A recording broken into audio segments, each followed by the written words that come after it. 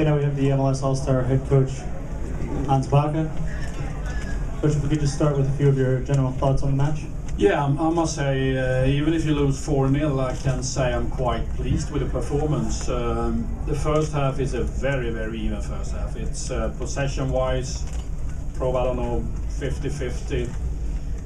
I could say the only difference for me is the final third, and that is of course an important one. They took the chances, they are a little bit sharper in the attacking third. Otherwise, we had our chances too to normally go in with a tie half time. It's tough being 2 down after that first half. But overall, I would say no excuses. You lose 4-0, that's a lot. But I think definitely we deserve the better result. Absolutely. In the front row left. Coach, what was your plan for Backe? It looks like you're using him in a free role to kind of roam the field and direct the attack. Yeah, I think if you play Man United, I think normally you can say if you play the same kind of playing system, if you play 4-4-2 against them, you will lose. That's a killer because they are better individual, perhaps on every position. So you need to do something different. We play with 3 central midfield players just to try to give David as much space and time as possible for his distribution. And it went well. They didn't pick him up. So we got a good rhythm. Our possession game was phenomenal first half. So I was a little bit worried about our defending, because when you play with 3 central midfield players, it's difficult to cover the wide areas outside Charlie Joseph and Brad Davis, but that worked very well. Thierry and Cummings helped to defend in a very good way in midfield. So as I said to the players, normally you could be really, to say, losing 4-0, but I must say I like the performance. I'm quite happy with our 90 minutes. Let's go to the front row right. Just curious who you thought played well, with which individual sort of... I think David was phenomenal. He's so competitive, being around the world, playing still very hungry. I think Olave was phenomenal until the injury. He's definitely a player who could easily play in Europe. Both fullback, Sean Franklin, Convid did well. You know, we're meeting guys with a lot of pace in the wide areas. So overall, I would say it's a team performance that is very good. I can understand it sounds strange when you lose 4-0, but I have a feeling anyhow that we deserve better. Front row left. Do you think it sets MLS up though for failure in the perception when just a couple of days of training and then going up against a Man United team that's so close to the regular season, even if the talent gap is not as strong? I think if you play Premiership teams earlier in the preseason, you'll probably have a better chance to pick up a result. They're quite close to the season open. They have Barcelona and they're back to England. So I think normally you could match up early in the preseason. Of course, we had only 45 minutes yesterday, a training session, tried to go through the basic tactical work about defending, attacking. But they are the best guys in the MLS, so they have the understanding, the knowledge of the game, so it's quite easy to get them into a playing style. On left. Coach, what was your impression of Aguila's play in the last 10 minutes? Well, that's difficult to say. I think he touched the ball twice or something like that. So, no, that was in a way we needed to have one left on the bench.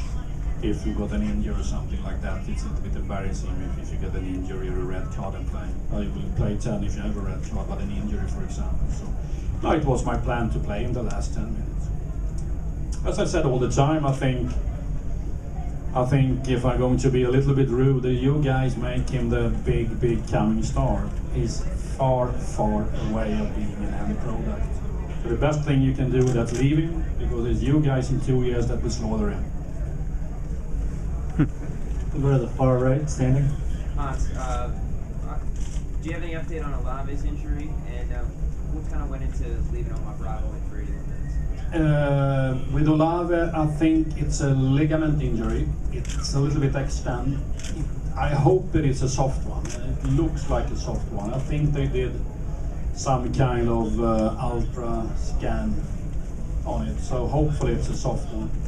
Yeah, Bravo, it was one of those guys up front. We said, okay, play more than almost, he played perhaps 80 or About that. around that. Yeah, and there was no idea about it, but he's a hard worker. I know him from the Mexican national team, and he's very competitive and can run all day long. We're here in the front left.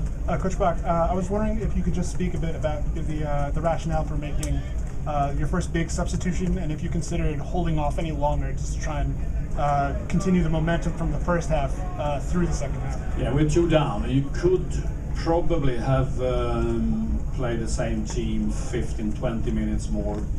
Even if this game is also a little bit about the fans they picked, they made, and I think anyhow that it didn't make any huge difference the second half. United had a little bit more possession, but we picked up 2-3 good chances. Omar Bravo had a phenomenal chance to score after a rebound. So normally you can say when you do too many subs, you kill the game.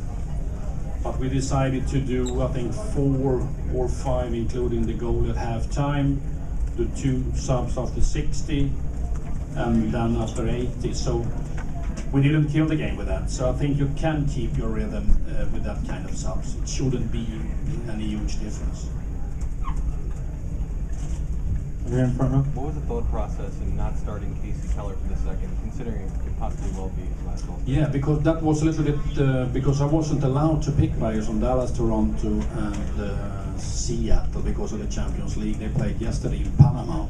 So I just got I think 2 days ago, they said he will be flying in. And I said, of course, then he needs to play if he's coming here. So it was a little bit of a surprise for me. So I just talked to the goalies with Mondragon and Tally Hall. Definitely with a player like Casey Keller coming here in his last season, 17 years as a professional in Europe, just had to get some minutes to play. One more on the far right, standing. Manchester United today, Paris Saint-Germain on Saturday, Arsenal on Sunday. Let's talk about, you're going through a lot of obviously big-time European clubs here. Yeah, definitely. If you look for the Wednesday, for the weekend games, of course, it's with the Red Bulls done, and that will be a tough one. We're traveling with our whole roster. We play Paris, that buying 2 or 3 world-class players this week from AS Rome and Saint-Etienne, and I think they finished runners-up in the French league. They will be in the Champions League. It's a top-quality team, and we need to do a priority and probably try to play Arsenal with the strongest team we have, and that I just hope that we can match up in a decent way on Saturday, but it will be a tough one. Just hope that we don't embarrass in the league with that Saturday game. Great, thank you.